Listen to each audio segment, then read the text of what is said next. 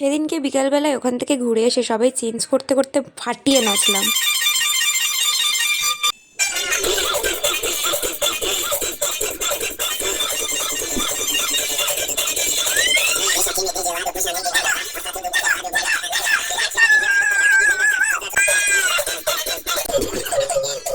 আর এখানে হোটেলের bed check করার জন্য টুর্নামেন্ট হচ্ছে গাইজ।